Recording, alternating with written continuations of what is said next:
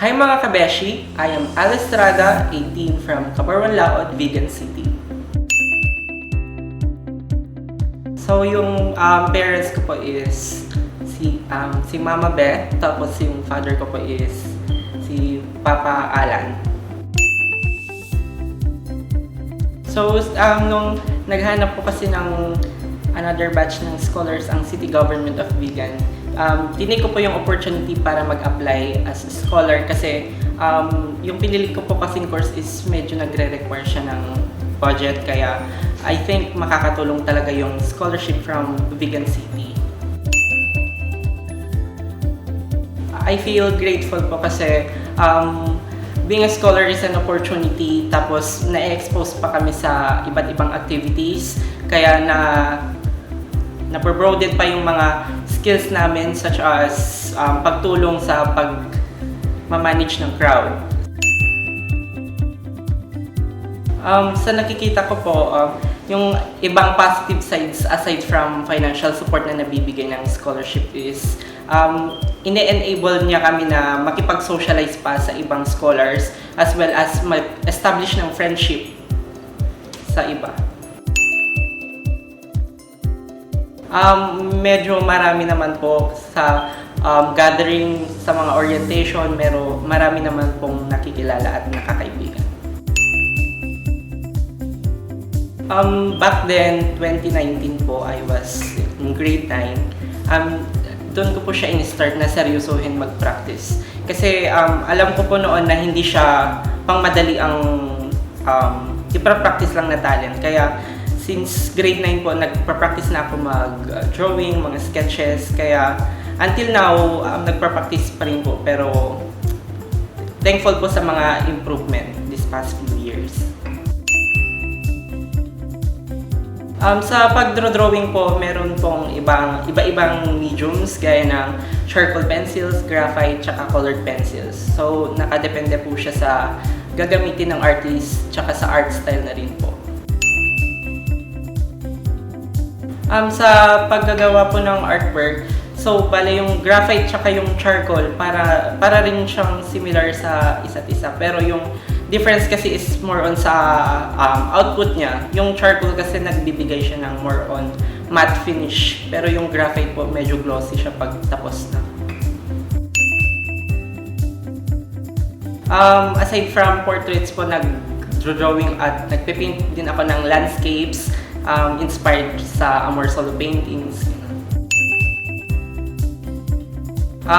Na-try ko na po iba't ibang levels, pero yung pinaka-unforgettable for me is yung sa Yums Mural Painting Competition po. Nakasama ko po yung dalawa kong classmates and friends na si Jade at saka Jansen. So, sa ginawa po namin, nag-enjoy din po kami kasi nag-share po kami ng knowledges namin at saka ideas. So, thankful naman po kasi we got the title. Na-try ko na din pong mag-join sa city level, region, provincial level. Nag-join po kami paintings, poster slogan. Since elementary din po kasi ako is na-expose na ako kasi yung mga teachers ko, sinasali nila ako sa art competitions. And thankful naman po na iba doon nanalo naman. Yung tema po namin ata doon is about sa importance din po ng cultural preservation, tsaka yung pre-promote namin doon yung pasaporte ng vegan. So, by that year po kasi is doon po ni-release ata yung pasaporte de vegan. Kaya nakita namin siyang opportunity na why not i-paint namin siya para ma-promote din namin as a resident of Vigan.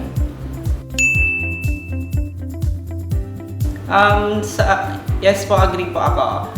Sa paggagawa po kasi ng artwork, nagre-require siya ng maraming time. Dahil sabi nga po nila, the more time na i-render mo, mas maganda yung quality na maproproduce mo. Kaya sa paggawa po ng art, talagang masusubok yung patience, talagang dedication mo na mag-produce ng isang obra maestra. Aside from doing artworks po,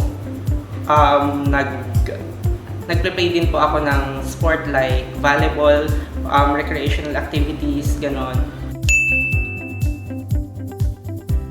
Kapag may aya po ng mga kaibigan sa barangay or sa other places po gaya ng bahay ng kaibigan. Nag-try po ako na mag-try out pero unluckily hindi po pasok ang skills pa natin sa pagba-volleyball dahil meron pa ring mas magaling. So let's give it to them. So ang motto ko po is every artist was first an amateur by Ralph Waldo Emerson. Lahat po tayo hindi po agad magaling. Kaya nasa sa atin kung paano tayo mag-e-ensayo at paano natin ma-achieve yung pangarap or skill na gusto nating maabot. I am currently studying po architecture in University of Northern Philippines. Yes po, honestly, nung nag-apply po talaga ako sa college, isang course lang po ang in-applyan ko, which is the BS in Architecture. Kaya talagang buong loob po talaga akong pumasok sa course na yun kasi hindi na po ako nag-apply sa ibang course. Other choice ko po kasi noon yung fine arts, pero I realized na more of gusto ko pong mag-innovate ng structures na possible na makatulong in the future. Tsaka living here in Vigan City po, meron po tayong rich structures, Spanish structures, kaya in the future gusto ko rin pong mag-contribute sa cultural preservation ng Vigan City. As a student po siguro, more of focus sa pag-aaral, tsaka balance na din sa peers, ganun, para at least balance din ang social life at tsaka academic life. I am a staff member po ng College of Architecture Atelier Council, which is parang siya po yung organization na nagli-lead sa college namin. So luckily natanggap naman po nung nag-apply ako. So I am currently a staff member. Yung ginagawa po doon is parang siya yung pinaka-head ng mga student levels, nag-disseminate ng informations, programs, activities. So ang role po namin doon is tumulong or magbigay ng assistance sa higher positions na nagmamanage or head po ng different activities. Parang SSG po siya na in the college level. Yes po. So, tatlo po kaming magkakapatid, tapos ako po yung bunso. I have my two sisters, Ate Ashley and Ate Aliyah. So, currently nag-aaral din po sila in college, tapos yung panganay po namin is graduating na this year, hopefully. Yung course po ng ate ko is BS in Psychology, tapos yung pangalawa po namin is BA Political Science. So, nasa social sciences side po sila. Siguro po hindi po siya sino, more of ano siya. Ang pangarap ko po is to establish artworks na magbibigay ng inspiration sa mga tao. Hindi pa po sure kung ano siya, pero more of kapag gumagawa po kasi ng artwork, it is not always about the idea, pero nasa feeling din po kasi siya kung ano yung gustong i-relay ng artist sa mga viewers.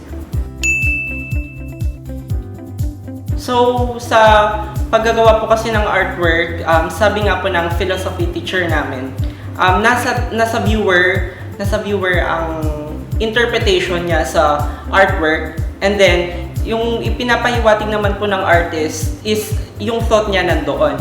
Tapos, nakadepende na lamang po sa perspective or point of view ng mga makikita kung paano nila iintindihin yung artwork and paano sila mai-inspire doon.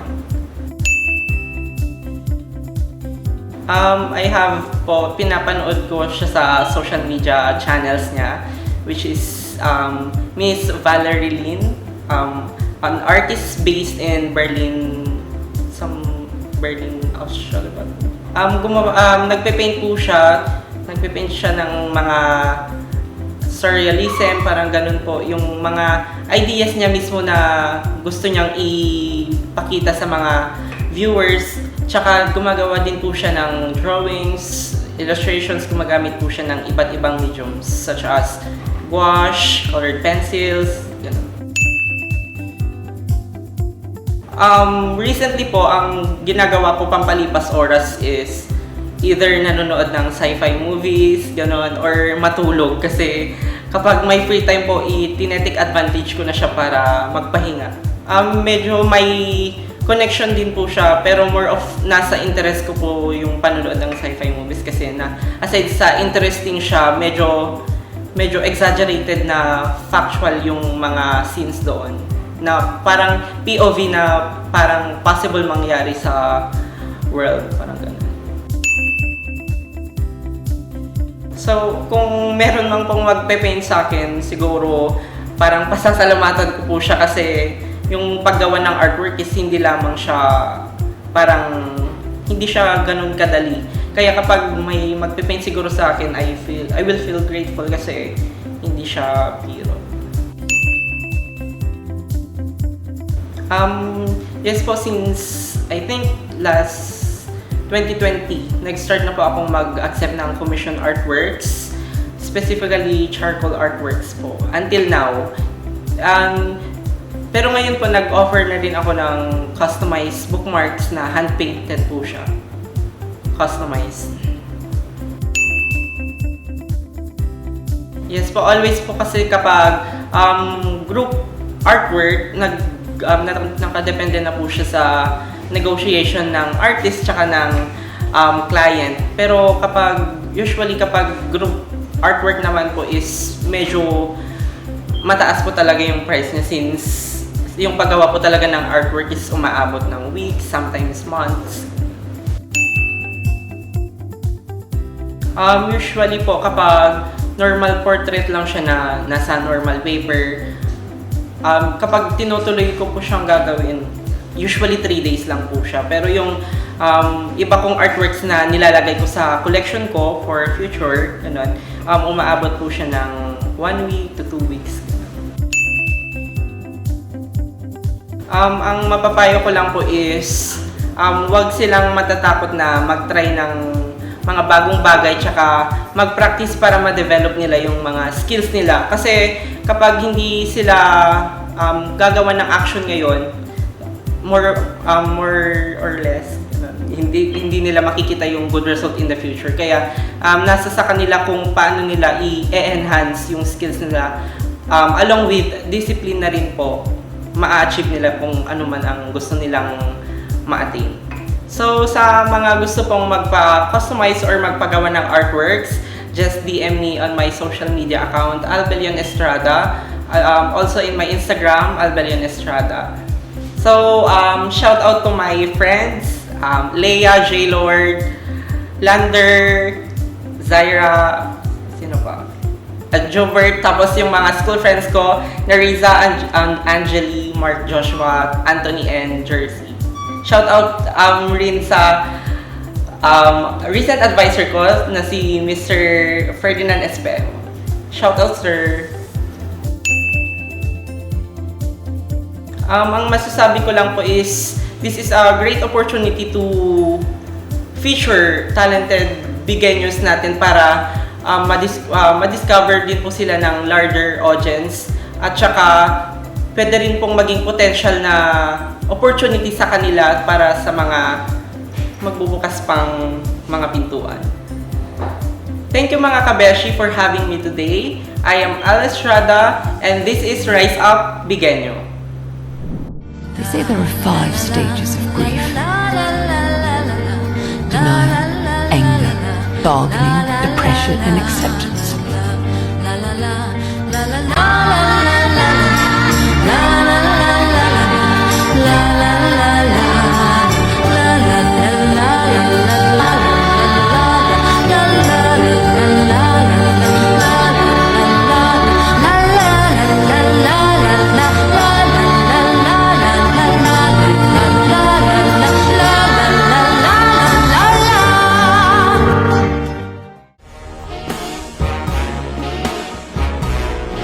I'm feeling good.